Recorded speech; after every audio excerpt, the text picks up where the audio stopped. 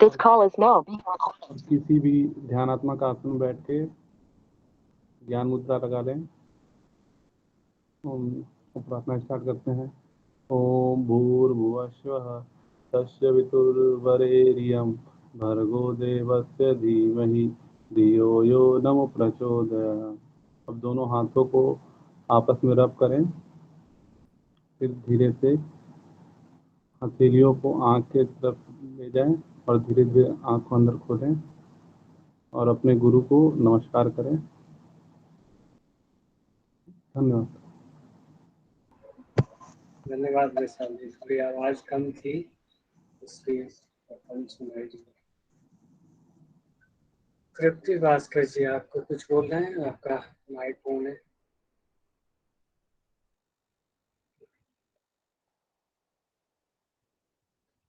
सभी लोग जल्दी ज्वाइन हो जाया करो।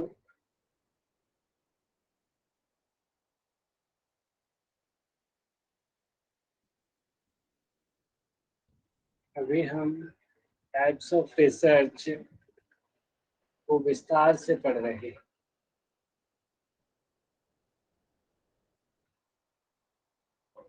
विद एक्सप्लेनेशन पढ़ा जा रहा है टाइप ऑफ रिसर्च को।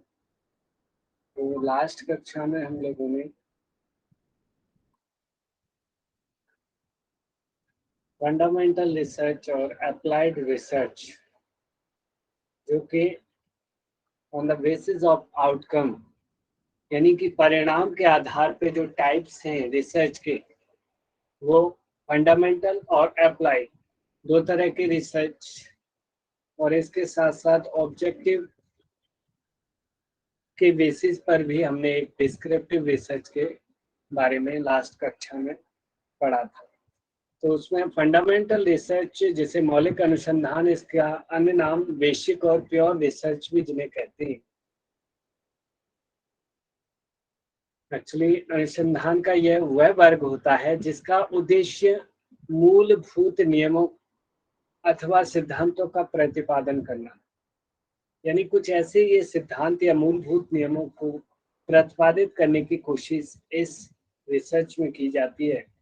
जैसे कुछ सिद्धांत आए, न्यूटन के गति के नियम आदि, आइंस्टीन के नियम आदि, ये जो है सब इसी टाइप के मूलभूत सिद्धांत हैं।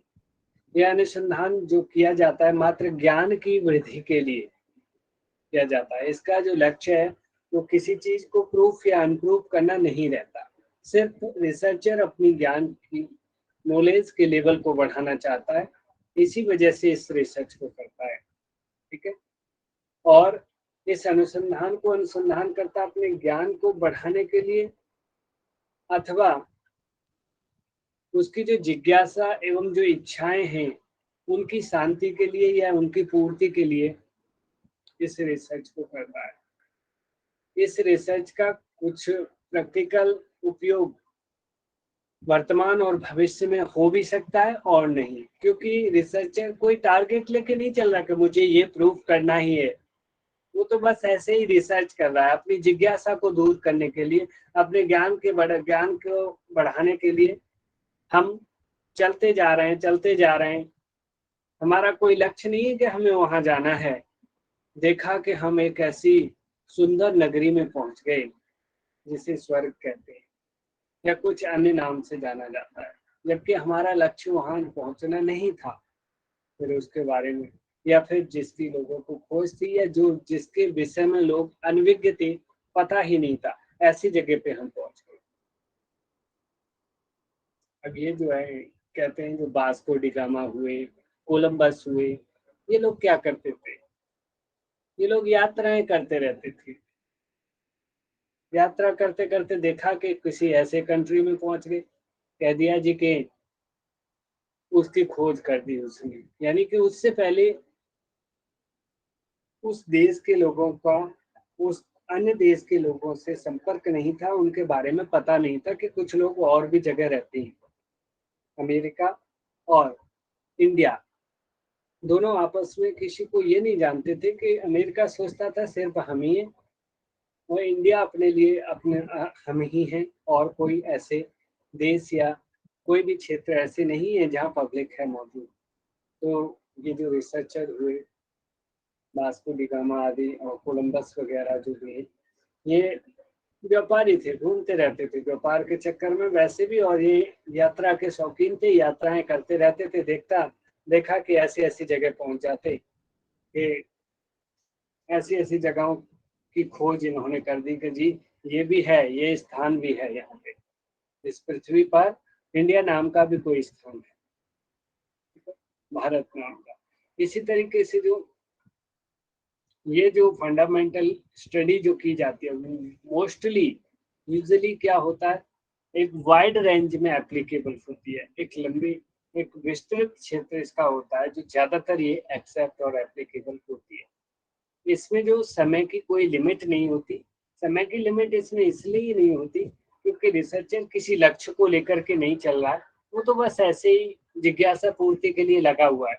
जब तक उसकी जिज्ञासा बनी रहेगी वो करता रहेगा, जिज्ञासा की शांति हो जाएगी वो बस उसे रिसर्च को वहीं बंद कर देगा, चाहे उसे करने में, उस चीज को करने में 1 महीना लगे या फिर उसे सालों गुजर जाए। ठीक है, तो इसकी कोई ऐसी लिमिटेशन ऑफ द टाइम नहीं है। ठीक है, मेरी आवाज स्क्रीन मिल रही है ना सभी को? जी सर।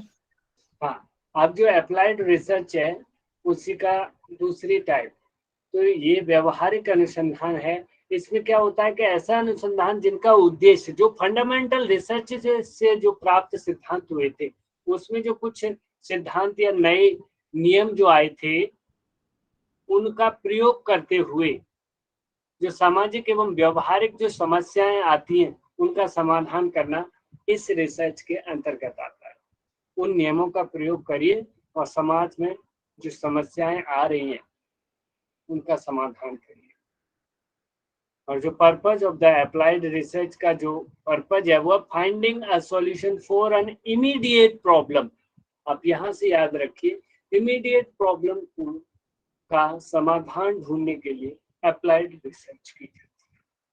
ठीक है, जैसे किसी कंपनी के सामान की बिक्री पिछले वर्ष कम हुई या बिक्री कम क्यों हुई, इसका पता लगाना आदि की अप्लाइड रिसर्च है। यह रिसर्च अधिकतर किस क्षेत्र में, कौन कौन से एरियाज में की जाती है? Social science, art and humanities में की जाती है। और इस रिसर्च में समय का प्रतिबंधन होता है, और जो ऊपर वाली रिसर्च थी मौलिक अनुसंधान, उसमें समय का प्रतिबंधन नहीं था। ठीक है, अब इसके बाद इसका एग्जाम्पल देखें तो जैसे किसी कंपनी को चलाने के लिए नए नियमों को बनाना एक मौलिक अनुसंधान की तरह है या फंडामेंटल रिसर्च की तरह है कि एकदम नए नए न्यू नियम बनाए, हमने अपने नियम बनाए, किसी के कॉपी नहीं किए किसी दूसरी कंपनी के। मैंने ये सेट किया कि मेरी कंपनी में सुबह आते ही सबसे पहले सभी एम्प्लॉय आरती करेंगे या हनुमान चालीसा पाठ होगा, जो भी कुछ भी ऐसा नियम बनाया जो अन्य जगह से कॉपी नहीं किया, इस टाइप से जो नियम बनाए गए हैं वो फंडामेंटल रिसर्च के अंतर्गत माने जाएंगे। परंतु उसी कंपनी में जो एम्प्लॉयज हैं उन नियमों को फॉलो करने में और भी इससे अतिरिक्त जो भी उनकी जो समस्याएं आ रही हैं उन समस्याओं का समाधान कराना या करना अप्लाइड रिसर्च कहलाता है। ठीक है, इनका डिफरेंट देखें तो जो फंडामेंटल रिसर्च है वो एडिंग टू नॉलेज यानी ज्ञान की वृद्धि के लिए किया जा रहा है, वहीं पर जो अप्लाइड रिसर्च है वो सॉल्यूशन टू एग्जिस्टिंग प्रॉब्लम, किसी समस्या के समाधान के लिए की जा रही है। तो इसका जो मतलब है डिस्कवरी और इन्वेंशन, देखिए मुख्य रूप से फंडामेंटल रिसर्च ही है जिसमें आविष्कार होता है, खोज होता है, बाकी सब में तो अनुसंधान होता है ज्यादा। और खोज या आविष्कार करना मतलब एक ऐसी चीज जिसको आपने मॉडिफाई नहीं किया बल्कि कुछ ऐसा नया ही खोज दिया जिसके बारे में किसी को भी नहीं पता था। अब कि आपको जैसे कुछ ऐसा खोजा आपने कि मैंने कुछ खोज दिया, उसी में आपने थोड़ा और बढ़ा के खोज कर दी, तो वो तो रिसर्च है, लेकिन ये डिस्कवरी है, इन्वेंशन है। ठीक है, और ये जो है प्रयुक्त है इनोवेशन और एप्लीकेशन, अर्थात ये उसी में काम किया जाएगा जो मोस्टली ज्यादातर नए सिद्धांत बिल्कुल न्यू जो कभी नहीं थे इस टाइप के नहीं आए। अब इसमें मुख्यतः ये शैक्षणिक होती है अर्थात एकेडमिक, और ये जो है practical use in solving a problem, ये वास्तविक परिस्थितियों में लागू होती है। ये एक्सटेंसिव इन नेचर, ये विस्तृत होती है, इसकी कोई समय सीमा नहीं थी ना, इसलिए ये विस्तृत है, कब खत्म होगी कुछ नहीं पता। और ये जो है इंटेंसिव इन नेचर, ये गहन होती है क्योंकि इसका समय निर्धारित होता है। यदि आपको कोई काम दे दिया जाए, आपको कहा जाए कि 12 तारीख तक आपको असाइनमेंट सबमिट करना है, तो आप कितनी गहनता से, कितनी मेहनत के साथ, लगन से लग जाओगे कि भाई 12 तारीख आने वाली है, परसों 12 तारीख है जी, मुझे फटाफट तैयार करो। तो ये इस टाइप का रिसर्च है, और इसमें विस्तृत, इसमें समय की आपको बाउंडेशन नहीं दी, आपको कह दिया कि आपसे वो मांगा जाएगा असाइनमेंट, आप असाइनमेंट तैयार कर लेना, बस ऐसे ही बोल दिया। तो आप बड़े ही ढीले बस्ते में आराम आराम से करोगे इस चीज को। अब जो classification of research on the basis of objectives हमने देखा था, 5 टाइप की है, जिसमें कि descriptive, correlational and the explanatory, exploratory and the experimental, DCEEE या CDEEE, ऐसे कुछ भी याद आप कर सकते हैं। तो ये जो रिसर्च है, डिस्क्रिप्टिव रिसर्च मेनली सबसे पहले जो आ रही है, इसके जो उद्देश्य जो है ना विभिन्न हो सकते हैं, अनुसंधान के विभिन्न उद्देश्य हो सकते हैं। कैसे? जैसे किसी घटना का वर्णन करना, कोई घटना घटित हुई, इंसिडेंट, उसके बारे में आप बता रहे हैं, या घटना के पीछे क्या कारण था उसको जानना, ये भी एक अलग टाइप का है, वही चीज लगभग घटनाओं से ही जुड़ा, लेकिन यहाँ वर्णन कर रहे हो या कारण को जान रहे हो, या फिर कारकों के परस्पर संबंधों को जानना, वो जो कारक थे, कारण और प्रभाव जो हुआ, उनके बीच क्या संबंध था, उस आदि को जानना, ये सारे उद्देश्य हो सकते हैं एक अनुसंधान के। और किसी भी घटना को, जैसे व्हाट, कब, सॉरी क्या, when, where, how much, ETC जानने के लिए जो रिसर्च की जाती है उसे डिस्क्रिप्टिव रिसर्च कहते हैं। ठीक है। अब डिस्क्रिप्टिव रिसर्च अर्थात वर्णनात्मक अनुसंधान, इस प्रकार का अनुसंधान स्थिति का वर्णन करता है। कोई भी ऐसी स्थिति घटित हुई, उसके आप साक्षी थे, या उसके बारे में आप साक्ष्य कलेक्ट करके लेके आए, प्रूफ्स और एविडेंस, उसको आप उनका वर्णन कर रहे हो, यानी कि वर्णन करता है कि यह क्या है या क्या था, जैसे प्रश्नों का उत्तर देने का प्रयास किया जाता है। किस टाइप की रिसर्च में? डिस्क्रिप्टिव रिसर्च में। और ये रिसर्च ऐसे जैसे रिपोर्टिंग कर रहे हैं, जैसे मीडिया वाले होते हैं, रिपोर्टिंग करते हैं, आज सुबह सुबह नोएडा से प्राप्त घटना में एक रोड एक्सीडेंट, या जो भी क्या क्या बोलते हैं वो लोग, जो है इस टाइप से ये सारी रिपोर्टिंग करने जैसा, यानी कि वो कुछ वर्णन कर रहे हैं। ठीक है। इसमें मुख्यतः सर्वेक्षण पद्धति का प्रयोग किया जाता है। वो क्या करते हैं, जाके डेटा कलेक्ट करने के लिए सर्वे करके आते हैं, और उसकी जानकारी इकट्ठी करके ला करके वो वर्णन की तरह डिस्क्रिप्टिव रूप में वहां प्रेजेंट करते हैं लोगों के सामने। इस प्रकार के शोध में शोधकर्ता का चरों पर कोई नियंत्रण नहीं होता, ये बात आप ध्यान कर लीजिए पूरी तरीके से। जो वेरिएबल्स हैं, चर अर्थात वेरिएबल्स, वेरिएबल्स क्या, जैसे मैं कहूँ ब्राह्मणी प्राणायाम और स्ट्रेस, तो ब्राह्मणी प्राणायाम का स्ट्रेस पर इफेक्ट, तो यहाँ 2 चर हुए, एक तो ब्राह्मणी प्राणायाम, दूसरा स्ट्रेस। ठीक है। इसी तरीके से मंडूकासन, डायबिटीज, मधुमेह, तो यहाँ मंडूकासन एक चर हुआ, दूसरा चर क्या हुआ, मधुमेह। ठीक है। तो इस पर कोई नियंत्रण नहीं होता, यानी उसमें आप कुछ भी चेंज नहीं कर सकते, कुछ भी हेर फेर मैनिपुलेशन नहीं किया जा सकता। किस टाइप की रिसर्च में? डिस्क्रिप्टिव रिसर्च में। आप ये आया हुआ क्वेश्चन है और ध्यान रखना, इसमें जांच परिस्थितियों या वातावरण में बदलाव किए बिना ही एकत्रित की जाती है। कुछ भी आपने चेंज नहीं करना, बस जांच करनी है, क्या हुआ था, कैसे हुआ, क्या था आदि, ये सारी जानकारी इकट्ठी करके प्रेजेंट कर देना होता है। ठीक है। इस अनुसंधान में सर्वे एंड एक्सप्लेनेशन के साथ साथ तथ्यों की खोज सम्मिलित की जाती है। इसमें तथ्यों की खोज भी होती है उस तरीके से, ठीक है। इसके अंतर्गत जो है डिस्क्रिप्टिव के अंतर्गत मुख्य रूप से 3 तरह के अनुसंधान आते हैं। 3 टाइप और हैं, या ये कहें 3 सब टाइप्स हैं, जिसमें एक्स पोस्ट फैक्टो रिसर्च जिसे घटनोत्तर अनुसंधान, तथा दूसरा हिस्टोरिकल रिसर्च ऐतिहासिक अनुसंधान, और एनालिटिकल रिसर्च अर्थात विश्लेषणात्मक अनुसंधान कहते हैं। लास्ट कक्षा में हमने यहाँ तक पढ़ लिया था, ठीक है। आज एक्स पोस्ट फैक्टो रिसर्च अर्थात घटनोत्तर अनुसंधान, जैसा कि इसका नाम है घटनोत्तर, घटना के उत्तर, उत्तर मतलब होता है, उसका मतलब होता है बाद, घटना के बाद का अनुसंधान। जैसे कि इसके नाम से इंडिकेट हो रहा है कि जो घटना होनी थी वो तो हो गई, बस उसके बाद का अनुसंधान किया जा रहा है, शोध किया जा रहा है। तो एक्चुअली है क्या कि यह अनुसंधान किसी घटना के संदर्भ में आयोजित किया जाता है, ठीक है जी, क्योंकि घटनोत्तर है इसीलिए घटना के संदर्भ में आयोजित होगा, उसका इन्फ्लुएंस देगा, उसके बारे में बताएगा, यही है ना। अब यह अनुसंधान किस क्षेत्र में किया जाता है? ज्यादातर सामाजिक विज्ञान, ऊपर वाला भी किया जा रहा था, ये भी सामाजिक विज्ञान एवं व्यावसायिक संगठनों यानी कि social science and the business organisations के लिए उपयोगी होता है। यानी ज्यादातर इन फील्ड्स में इस अनुसंधान की महत्ता है, ठीक है। यह मूल रूप से घटना के स्वतंत्र चर से संबंधित है। इसमें कार्य हो चुका है, सिर्फ उसके प्रभाव को देखा जाता है। यानी कि कार्य तो होना था, वो तो हो गया, अब उसका क्या क्या प्रभाव रहा।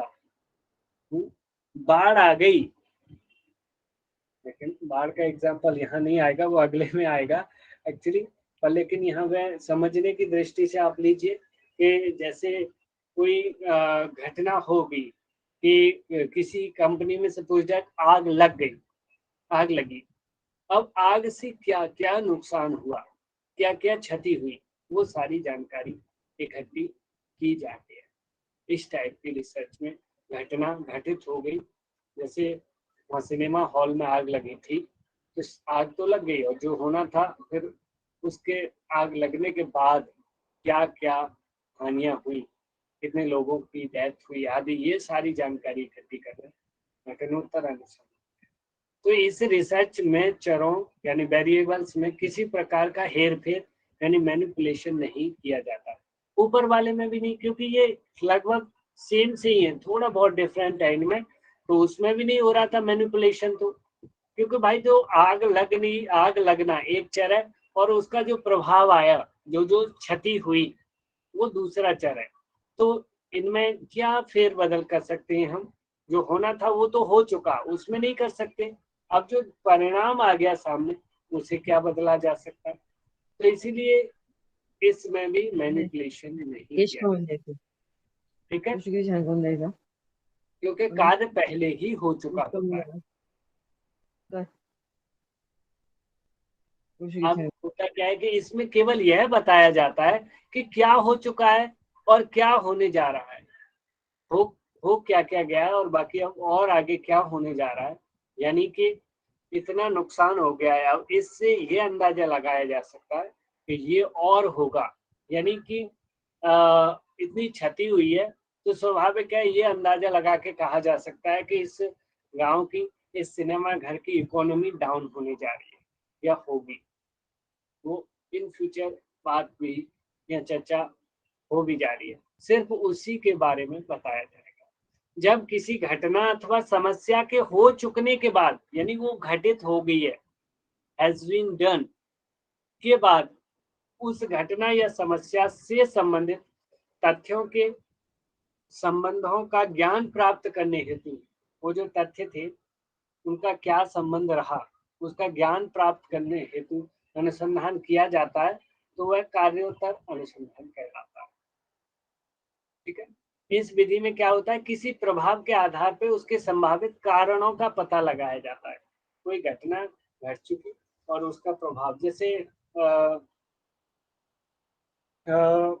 स्कूलों में क्या होता है, बहुत सारी योजनाएं चल रही हैं बच्चों को खाना देने की, मिड डे मील आदि, मध्याह्न भोजन और भी अन्य बहुत सारे सुविधाएं सरकार देती रहती है। लेकिन ज्यादातर लोग क्या करते हैं, मैनेजमेंट वो पैसे को खा लेते हैं और बच्चों को खाने को वो चीजें नहीं देते।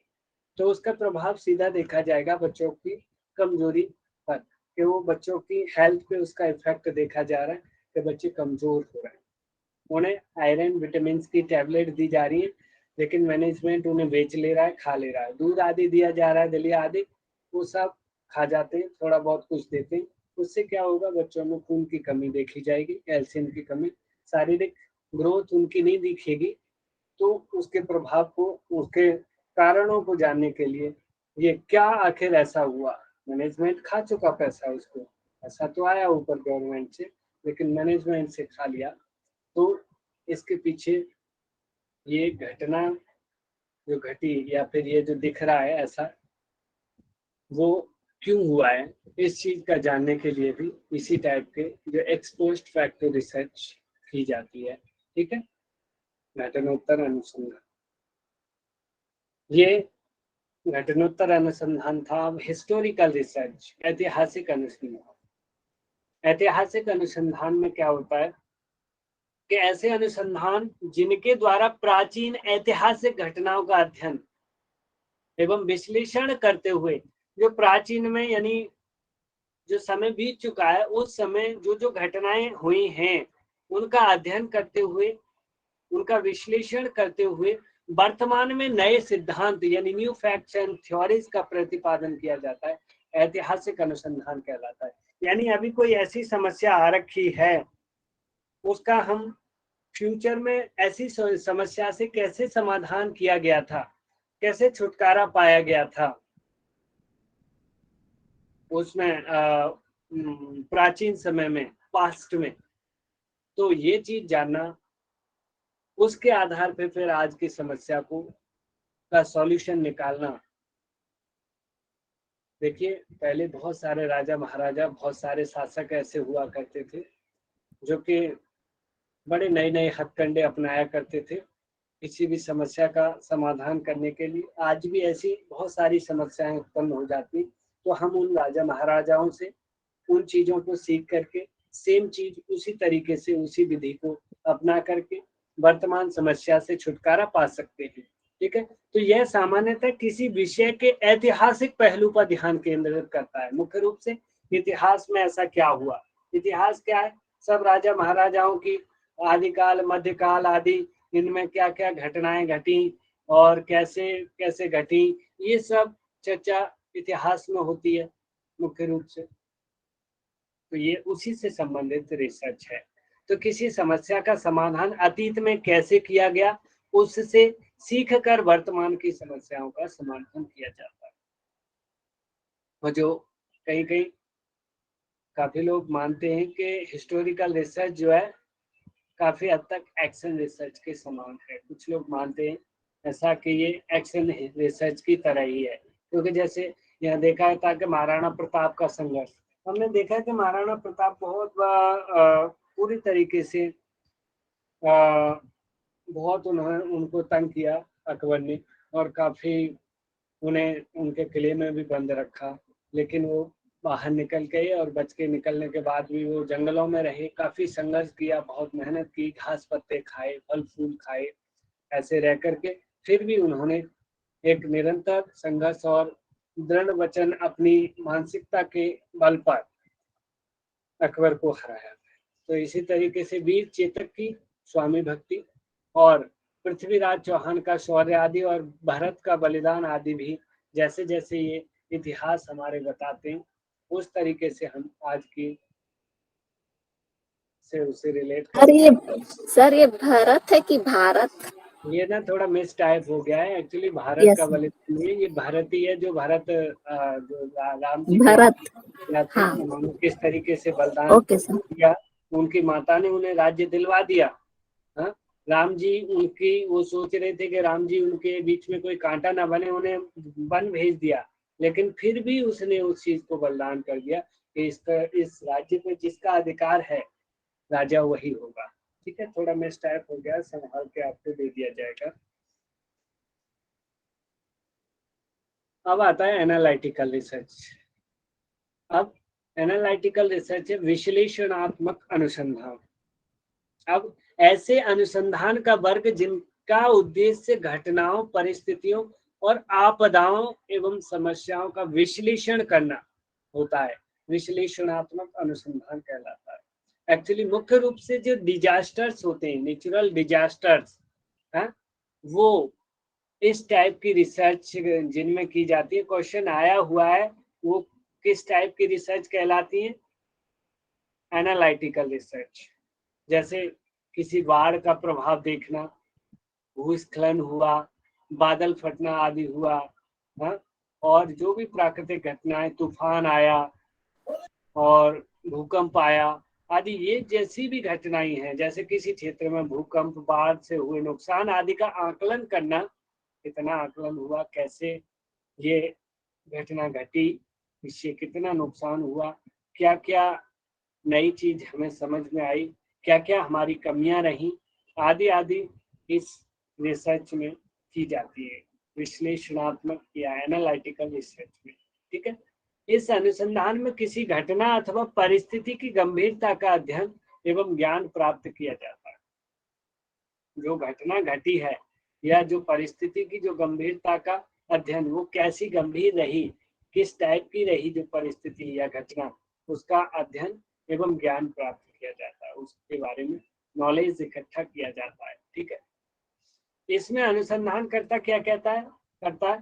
पहले से ही उपलब्ध तथ्यों एवं जानकारी का उपयोग करता है। वहाँ पे पहले से तथ्य तो उपलब्ध पहले से होते हैं, क्योंकि घटना तो घट चुकी है। ये कुल मिलाकर के एक दूसरे से लगभग रिलेटेड सी ही है, लेकिन थोड़ा बहुत डिफरेंट है इनमें। तो होता क्या है कि उसके पास डेटा वही है जो पहले से घटित हो चुका है, बस उसी को वो एनालाइज कर रहा है। यह सामग्री का आलोचनात्मक मूल्यांकन, जो सामग्री, जो डेटा कलेक्ट किया है, उसका क्रिटिकल एनालिसिस करने का प्रयास करता है इस रिसर्च में। ठीक है। तो मुख्य रूप से यहाँ पे आपको याद रखना है कि ये मेनली प्राकृतिक आपदाओं से जुड़ी हुई रिसर्च है, और ज्यादातर जो प्राकृतिक आपदाएं आती है उससे संबंधित जो रिसर्च की जाती है, उस टाइप का रिसर्च ये कहलाता है। सर डिस्क्रिप्टिव तो ऑलमोस्ट सेम है। लगभग मैं पूरा ही बता रहा हूँ, ये एक्सपोस्ट फैक्टो सा भी लगभग सेम है, ये लगभग है एक ही के टाइप, और इसी वजह से ये थोड़ा बहुत इनमें डिफरेंट है। डिस्क्रिप्टिव भी कहीं ना कहीं वो भी यही काम कर रहा है। तो आप ये है कि मेनली बस ये याद रखना कि यदि अलग से आता है कि प्राकृतिक आपदाओं को लेकर के, तो आप आंसर करिए कि एनालिसिस। ठीक है, एनालिटिकल रिसर्च के अंतर्गत आएगा, यहाँ से क्वेश्चन बनता है। अब कोरिलेशनल रिसर्च, जिसे सहसंबंधात्मक अनुसंधान कहते हैं। कोरिलेशनल रिसर्च एक्चुअली होता क्या है? शोध की वह विधि जिसमें अनुसंधानकर्ता दो या दो से अधिक चरों के मध्य संबंध स्थापित करने हेतु आंकड़ों का संग्रह करता है, सहसंबंधात्मक अनुसंधान कहलाता है। होता क्या है कि दो चर या दो से अधिक चर, उनमें क्या संबंध है, उस संबंध को जानने के लिए रिसर्चर डेटा कलेक्ट कर रहा है और उस पर काम करेगा। उसे सहसंबंधात्मक अर्थात को रिलेशनल रिसर्च कहेंगे हम। यानी कि मंडूकासन और डायबिटीज में क्या संबंध है,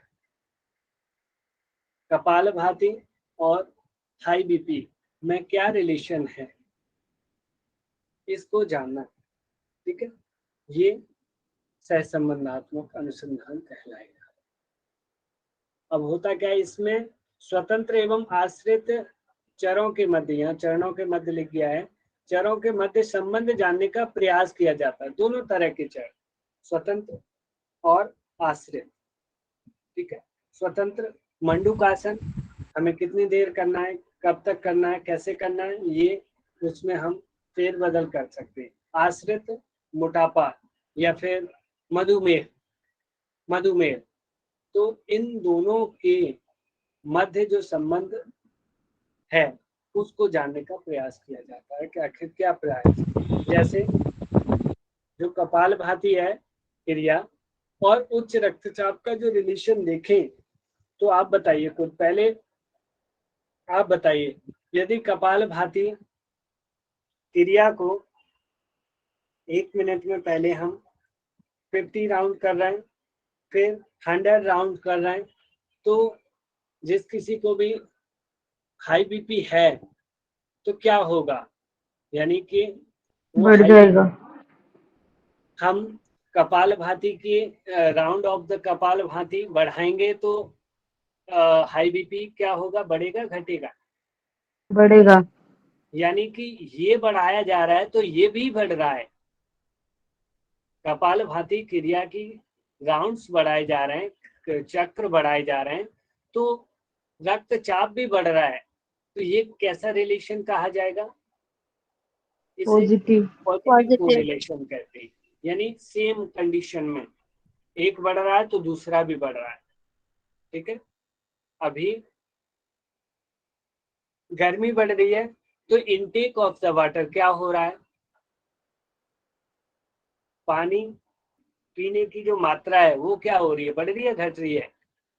बढ़ रही है। तो पॉजिटिव। दोनों में क्या रिलेशन होगा, कौन सा पॉजिटिव। रिलेशन? Positive correlation. अर्थात ये कहेंगे हम, यदि एक चीज बढ़े तो दूसरी चीज भी उसके साथ बढ़े। यानी कि हम ये कह सकते हैं कि जो स्वतंत्र चर है उसमें यदि बदलाव किया जा रहा है और उसको बढ़ाया जा रहा है तो उसके प्रभाव में भी बढ़ोतरी को देखा जाए। ठीक है, ये पॉजिटिव। अब अनुलोम विलोम है और उच्च रक्तचाप है, तो अनुलोम विलोम को पहले हम 5 मिनट कर रहे हैं, फिर 5 मिनट से अनुलोम विलोम हमने 10 मिनट किया, तो उच्च रक्तचाप 5 मिनट पे हमारी सपोज दैट 140 था, तो 10 मिनट करने पर ये रक्तचाप क्या होगा, कम होगा। कम होगा। कम होगा ना। यानी कि अनुलोम विलोम बढ़ रहा है तो उच्च रक्तचाप कम हो रहा है। घट कम रहा हो है। रहा है। यानी एक ऊपर जा रहा है एरो उसका, तो दूसरे का एरो नीचे आ रहा है, यानी दोनों विलोमानुपाती कहे जा सकते हैं। इन्हें यदि कहें तो हम ये डायरेक्टली प्रोपोर्शनल, ठीक है, यानी कि समानुपाती, और ये विलोमानुपाती, अर्थात एक बढ़ रहा है दूसरा घट रहा है। ठीक है, तो इसे कैसा रिलेशन कहते हैं, नेगेटिव कोरिलेशन बोलते हैं इसको। जैसे कि अध्ययन और परिणाम, यदि अभी आप पढ़ रहे हो, बैठे हुए हो, जो जितना अध्ययन करेगा, जो जितना अच्छा अध्ययन करेगा या जो जितनी मेहनत करेगा उसका परिणाम क्या होगा, उतना ही अच्छा होगा या उतना बेकार ही होगा? अच्छा होगा। उतना ही अच्छा होगा। पॉजिटिव यदि अध्ययन कोरिलेशन। की मात्रा बढ़ाई जा रही है तो परिणाम भी अच्छा आ रहा है, मार्किंग भी अच्छे मिलने वाले हैं। तो ये भी यहाँ पे कैसा रिलेशन है, पॉजिटिव कोरिलेशन। पॉजिटिव कोरिलेशन होगा। तो इसी तरीके से चरों में रिलेशन चेक किया जाता है जिस रिसर्च के अंतर्गत। वो किस टाइप की रिसर्च कही जाती है, correlational. Correlation. Correlation research. Very good. Sir first की ये 3 लाइन थोड़ा सा इंग्लिश में बता दीजिए, इसका फर्स्ट 3 लाइन्स। ये वाली, इसमें स्वतंत्र चर एवं आश्रित चरों के मध्य है। यस सर, और पहले का भी। एक्चुअली जो इंडिपेंडेंट और डिपेंडेंट जो वेरिएबल्स है, what is the relation between independent and the dependent variable? So this is the aim of this research, to know. This is the aim of this research, to know what is the difference between independent and the dependent variable. इस research का जो उद्देश्य है वो क्या है, वो ये जानने की कोशिश करता है कि इन दोनों चरों में क्या संबंध है। यानी हमने देखा कि यदि मंडूक आसन को हम पहले 5 मिनट कर रहे थे, अब 10 मिनट कर रहे हैं, यानी कि बढ़ा रहे हैं, तो वहां मधुमेह क्या होगा, घटेगा या बढ़ेगा? अभी तो हमें पता है परिणाम इसका कि जी पता है कि मंडूक आसन से जी मधुमेह कम होता है। तो मंडूक की आसन की जितनी टाइमिंग बढ़ाई जाएगी वो उतनी ही उधर डायबिटीज धीमे धीमे कम होती आएगी। तो इन दोनों में ही नेगेटिव कोरिलेशन होगा। यदि दोनों चीज, एक चीज बढ़ाई जा रही है तो दूसरी भी बढ़ रही है, तो ये पॉजिटिव रिलेशन होगा। यदि एक चीज बढ़ाई जा रही है, दूसरी चीज घट रही है, एक का एरो ऊपर है, दूसरी का नीचे जा रहा है, तो ये नेगेटिव कोरिलेशन होगा। दोनों का एरो एक ही डायरेक्शन में जा रहा है, तो ये क्या होगा? Positive correlation. तो पॉजिटिव। ये चरणों, यहाँ चरणों लिख गया है, आप चरणों ना पढ़िए, मैं सही करके आपको दे दूंगा। तो इस टाइप से ये चीज यहाँ पे की जाती है। ठीक है, बाकी आगे का अभी इसमें थोड़ा है नहीं, और समय भी हो गया है। मैं क्वेश्चनिंग करूंगा आपसे, और मेनली थोड़ा सा मैं इसके बाद प्रेजेंट करूंगा राहुल जी के नोट्स से, क्योंकि ये रिलेशन और भी बहुत तरह का होता है। कैसे कैसे उसके माध्यम से हम इस रिलेशन को जानें, इसके बारे में आपको बताया जाएगा। एक मिनट आप मेरी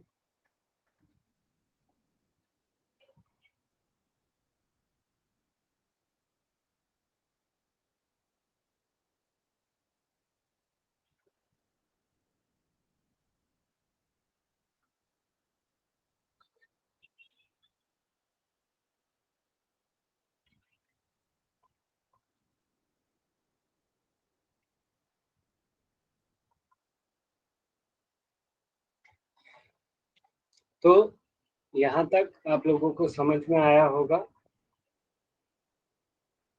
जी सर। एक मिनट आप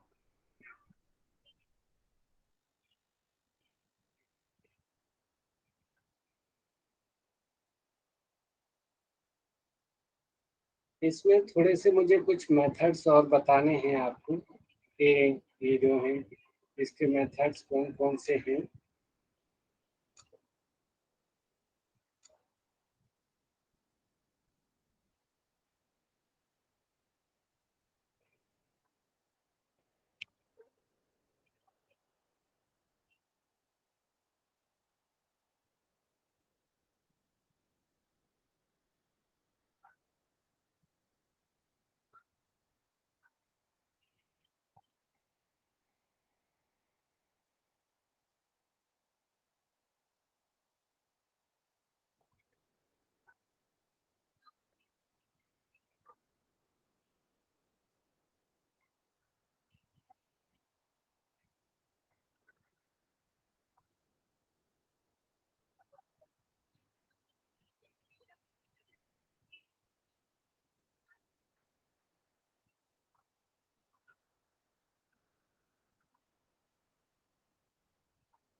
देखिए, मुझे थोड़ा राहुल जी वाली वो मैंने प्रेजेंट करी है आपके सामने।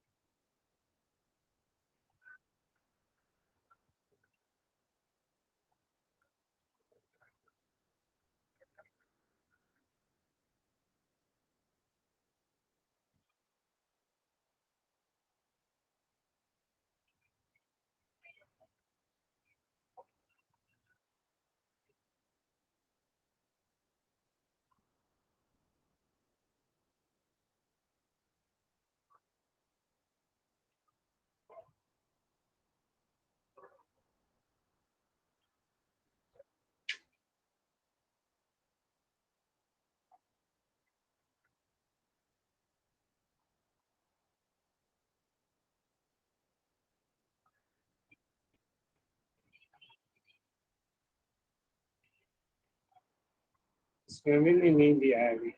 चलो, कुल मिलाकर के ये है कि मैं आगे प्रेजेंट कर दूंगा आपको।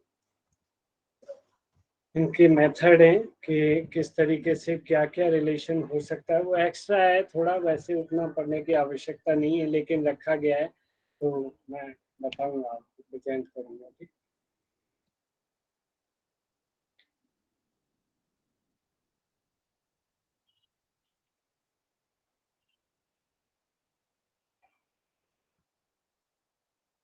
हम्म,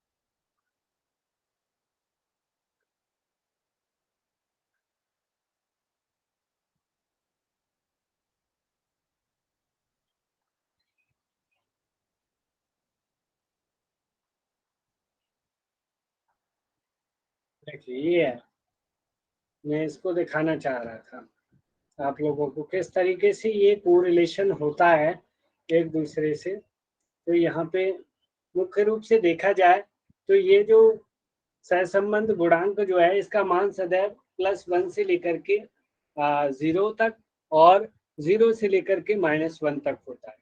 तो +1 जो मान है वो दो चरों के मध्य पॉजिटिव रिलेशन को प्रकट करता है।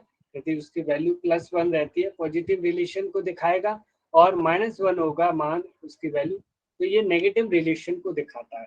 तो कोरिलेशन मेथड जो होते हैं वो दो टाइप पे रहते हैं, जैसे एक तो क्वालिटी कोरिलेशन मेथड होता है और एक रिजल्ट ओरिएंटेड कोरिलेशन मेथड रहता है। ठीक है, तो उसमें होता क्या है कि जो क्वालिटी वाला है वह गुणात्मक सहसंबंध जिसे कहा जाता है, उसमें दो तरह के रिलेशन आते हैं, कोरिलेशन। एक लीनियर कोरिलेशन जिसे रेखीय सहसंबंध कहते हैं, और एक कर्व कोरिलेशन जिसे वक्रीय सहसंबंध कहते हैं।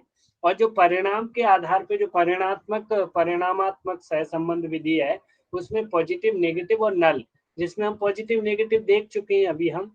तो बाकी जो लीनियर है, रेखीय वाला है, तो रेखीय सहसंबंध जो है, लीनियर कोरिलेशन, इसमें क्या होता है, दो चरों के मध्य संबंध एक सरल रेखा के द्वारा व्यक्त किया जाता है। यहाँ आप देख रहे हो एक सरल रेखा है ये, और इसमें देखिए ये हाइट है, और हाइट उसकी दी गई फिट्स में दी गई है, फिट में, और इधर एज दी गई है बच्चे की।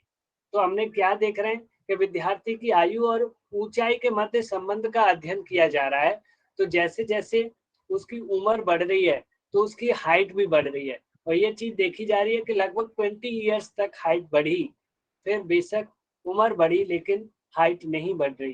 तो मोस्टली क्या होता है, तो ये जो रिलेशन है एक लाइन में जा रहा है, एक सीधी एक रेखा में, लीनियर कोरिलेशन है, एक सीधी रेखा में बढ़ रहा है।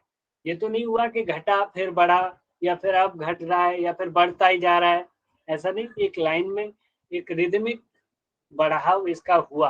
तो इस टाइप के रिलेशन को, कोरिलेशन को क्या कहते हैं, लीनियर कोरिलेशन। ठीक है, अब जो अगला है कर्व कोरिलेशन, वक्रीय सहसंबंध। इसमें क्या होता है, इसमें दो चरों के मध्य संबंध को एक सरल रेखा में नहीं होकर के वक्र अर्थात कर्व के द्वारा व्यक्त किया जाता है। जैसे होता क्या है कि एक वर्ष के लिए, वर्ष के महीनों में वर्षा का ग्राफ बनाना है कि किस किस महीने में कितनी वर्षा हुई, तो ये वर्षा है और इधर इसके महीने हैं। तो जैसा कि देखा कि जनवरी में इसका लेवल बहुत नीचे था, मार्च में थोड़ा सा बढ़ा, सॉरी हाँ, मार्च में यहाँ बढ़ा, फरवरी में कम बढ़ा, फिर ये जो है मई जून में कम हो गया यहाँ पर, फिर जुलाई में थोड़ी वर्षा का लेवल बढ़ा, और फिर सितंबर में लगभग पीक पर पहुंचा और ऊपर। तो यानी कि कुल मिलाकर के ये कर्व बढ़ रहा है घट रहा है, ऐसे वक्रीय सहसंबंध है इन दोनों चरों के मध्य, बरसात अर्थात बरसात और ये महीनों के मध्य में। ठीक है, ये आपको इस समझ प्रकार में आ के गया। क्वेश्चन पूछे जाते हैं क्या? एक्चुअली ये समझने के लिए है वैसे कि ओके, बकरी जैसा नहीं मन नहीं कैसे ठीक होता है है सर। समझ लो, क्योंकि ये रिसर्च में आपको आगे भी काम हुआ पड़ा करेगा। आप कैसे चेक किया करोगे कि मेरी जो क्रिया करा रहा हूँ उसका इफेक्ट कैसे जा रहा है, कभी ज्यादा पड़ गया फिर घट गया फिर पड़ रहा है, किस टाइप का, तो यानी कि कौन सा कोरिलेशन आप बताओगे इससे। तो क्वेश्चन भी पूछा जा सकता है, कोई वो नहीं है, ये थोड़ा गहराई में ले लिया गया है इतना, हालांकि इतना डीपली नहीं जाते पर लेकिन फिर भी आप समझ लीजिए। तो लीनियर कोरिलेशन आपको समझ में आ गया, कर्व कोरिलेशन ये समझ में आ गया घटा फिर बढ़ा फिर घटा फिर बढ़ा, यानी एक सीधी रेखा में ना होकर के कैसे चल रहा है, आप देखिए इस रेखा को कैसे बनी हुई है नहीं। तो इस तरीके से अब जो पॉजिटिव कोरिलेशन है जो हमने ऊपर पढ़ा था उसमें क्या हुआ है, उसमें भी एक लीनियर कोरिलेशन की तरह चला था, अर्थात जैसे जब एक चर के बढ़ने पर दूसरे चर में भी वृद्धि होती है, एक बढ़ रहा है तो दूसरा भी बढ़ेगा, कपालभाति को बढ़ाया जाएगा तो बीपी भी बढ़ेगा। तो कपालभाति पहले 30 मिनट कर रहे थे तो उस वक्त 120 था, पर सपोज डैट ये ऐसा निश्चित नहीं है, रिसर्च करके नहीं, ये यहाँ पे आपको समझने के लिए दिया जा रहा है। जैसे 50 मिनट किया जा रहा है तब फिर वो 130 हो गया, फिर इसी तरीके से जैसे जैसे बढ़ाया जा रहा है, 80 किया 140 हो गया, 100 किया 150, यानी कि ये बढ़ रहा है बढ़ाया जा रहा है तो वो भी बढ़ रहा है बीपी में, यानी एक लाइन में वृद्धि हो रही है, तो इसे पॉजिटिव कोरिलेशन कहते हैं। ठीक है, और जो नेगेटिव कोरिलेशन है उसमें क्या है, उसमें ये है कि जब एक चीज बढ़ती है तो दूसरी चीज घटे। जैसे अनुलोम विलोम और बीपी का रिलेशन चेक करें तो अनुलोम विलोम जो कराई जा रही है, पहले 5 मिनट कर रहे थे तब वो यहाँ पे देखिए 160 था जिस समय, और जैसे ही उसे 10 मिनट कराया गया वो 140 आ गया, और 15 मिनट कराया गया 120 हो गया। इसी तरीके से ये क्या है कि जितनी ये बढ़ा हुआ था, जैसे ही यहाँ पे ये जो है घटता चला आ रहा है, उसी क्रम में इसको इसकी टाइमिंग बढ़ाई जा रही है, इसकी जो मात्रा है वो घटती चली आ रही है, इसकी जो रीडिंग है वो घटती चली आ रही है। तो इस टाइप के रिलेशन को हम कैसा नेगेटिव कोरिलेशन कहते हैं। ठीक है, अब जो नल कोरिलेशन है इसमें क्या होता है, नल नल का मतलब होता है अर्थात उसका उस चर से संबंध ही नहीं है। जैसे एक चर के बढ़ने या घटने पर दूसरे चर पर कोई प्रभाव नहीं पड़ता, भाई प्रभाव तभी नहीं पड़ेगा जब उसका उससे रिलेशन ही नहीं होगा। हम कहें कि हम कौनिक शक्ति क्रिया करा रहे हैं और उसकी डायबिटीज सही कर रहे हैं, तो कौनिक शक्ति क्रिया का डायबिटीज से कुछ रिलेशन है, बताइए आप लोग। नहीं है ना, तो इसी तरीके से ये नल कोरिलेशन कहा जाता है। जैसे किसी व्यक्ति की उम्र 25 साल हो गई है और 25 साल के पे उसकी जो हाइट थी वो इधर 4 फीट या 5 फीट थी, अब उसकी 30 साल हो गई तो क्या वो हाइट बढ़ेगी? 40 साल हो जाए तो भी वो हाइट ऐसे ही उतनी ही रह रही है। तो यानी कि 25 साल के बाद हाइट और एज में कोई रिलेशन नहीं रहता, हम ये कहें कि नल को रिलेशन होता है कि हाइट नहीं बढ़ती, चाहे उम्र बढ़ती रहे कुछ भी हो। ठीक है, तो इस टाइप के रिलेशन को क्या कहते हैं, नल कोरिलेशन। ये आपको समझ में आ गया है सर। बस, तो इससे आगे की चीज हम आगे पढ़ेंगे, और हाल आपको इतना ही समझाना था हमें। तो अब बताइए आपका कोई डाउट हो, जो चीज समझ में नहीं आई हो अब तक जितना पढ़ा है।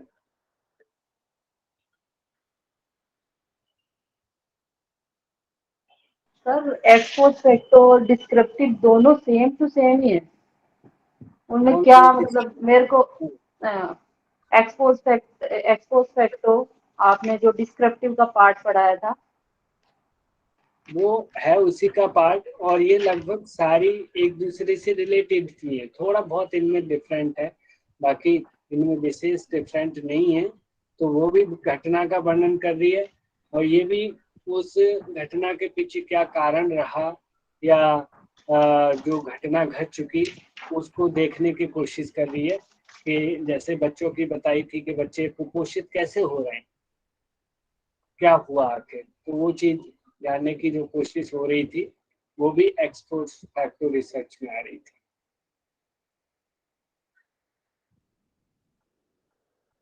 चलिए, सभी को समझ में आया तो थोड़ी क्वेश्चनिंग करें, समय का अभाव है, अगली कक्षा भी है निगम मैम की, हम फिर भी 5-7 मिनट उनकी ले ही लेते हैं ज्यादातर। चलिए,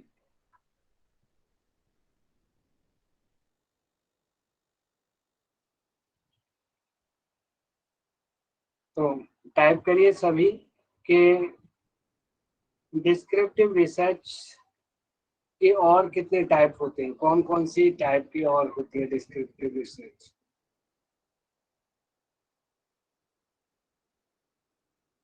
नाम टाइप करिए, नेम बताइए जल्दी। Very good, very good.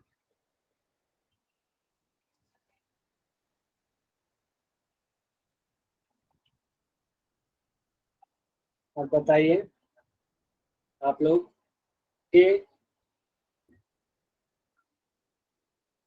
किस रिसर्च में चरों पर नियंत्रण नहीं होता और उनमें मैनिपुलेशन नहीं किया जा सकता, आप नेम बताइए और आंसर करेंगे नूरा निशा जी। डिस्क्रिप्टिव भी है और एक और भी है, वर्णनात्मक और डिस्क्रिप्टिव और एक्सपोज फैक्टो। बिल्कुल। अगला क्वेश्चन है आप लोगों के लिए कि यदि कपालभाति क्रिया की मात्रा को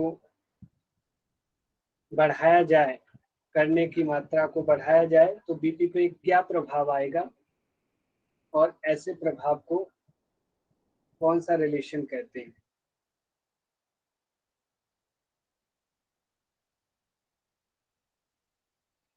वेरी, अनुलोम विलोम और हाई बीपी के बीच में कौन सा कोरिलेशन है। प्रेमिला मिशेल जी, माइक खोल के बताइए।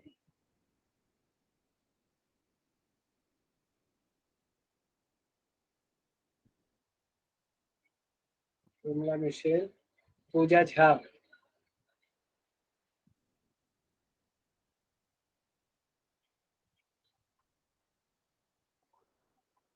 उस रिसर्च का नाम बताइए, टाइप करिए, जो सोशल साइंस और बिजनेस ऑर्गेनाइजेशंस में की जाती है मोस्टली।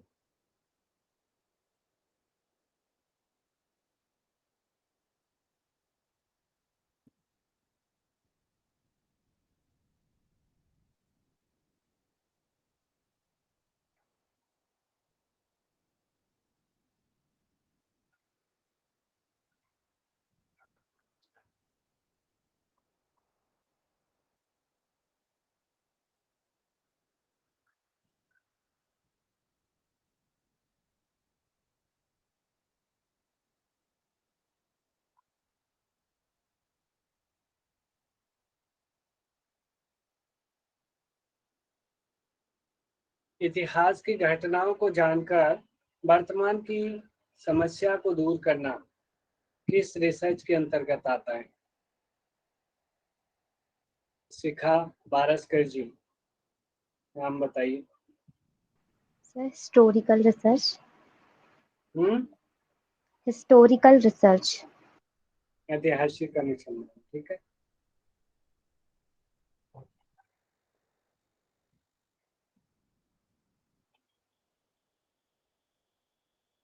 प्राकृतिक आपदाएं, मुख्य प्राकृतिक आपदाओं का अध्ययन मुख्य रूप से किस रिसर्च में किया जाता है।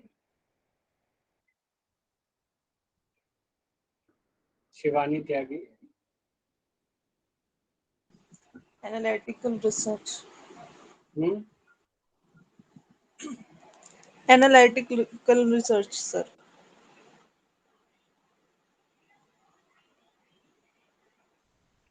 किसी क्षेत्र में भूकंप आया और भूकंप से जो नुकसान हुआ है वो उसका अध्ययन करना है, तो किस टाइप की रिसर्च करनी होगी?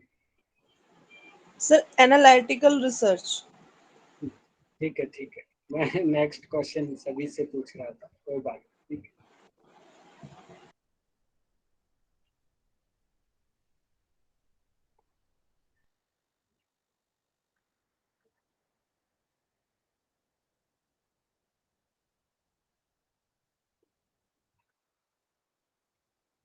कोहनी शक्ति क्रिया और डायबिटीज के बीच में कौन सा कोरिलेशन है? सोनिया शाह जी बताइए माइक खोल के। सर एक बार क्वेश्चन रिपीट कर दीजिए। जी सर, क्वेश्चन। कोहनी शक्ति क्रिया ये जो करते हैं हम, और डायबिटीज। जी सर, कोई नहीं, नल कोरिलेशन है। हाँ, तो उसे नल कोरिलेशन बोलते हैं, ठीक है।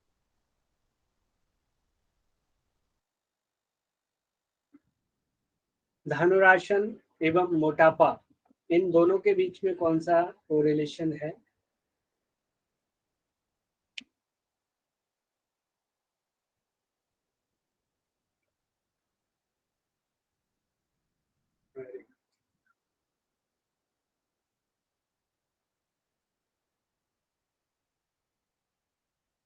किस रिसर्च के मध्य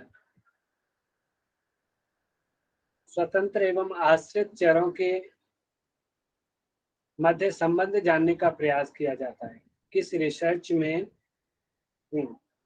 स्वतंत्र एवं आश्रित चरों के मध्य रिलेशन जानने का प्रयास किया जाता है? Very good.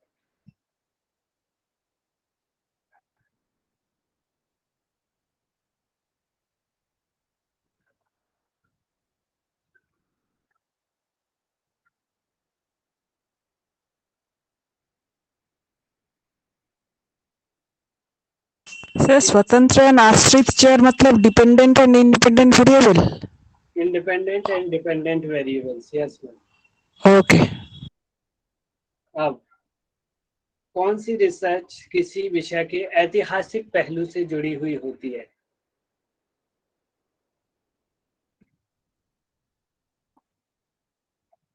Very good.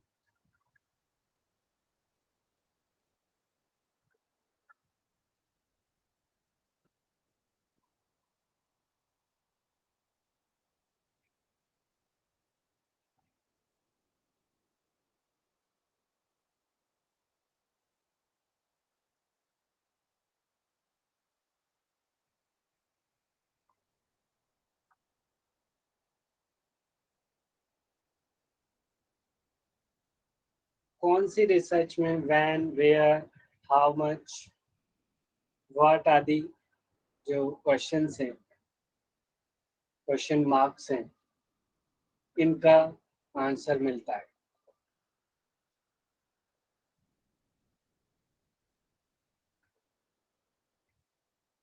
बहुत बढ़िया, वेरी गुड।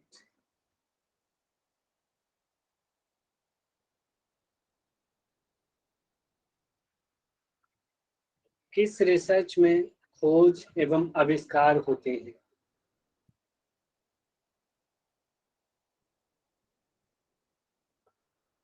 टाइप करिए।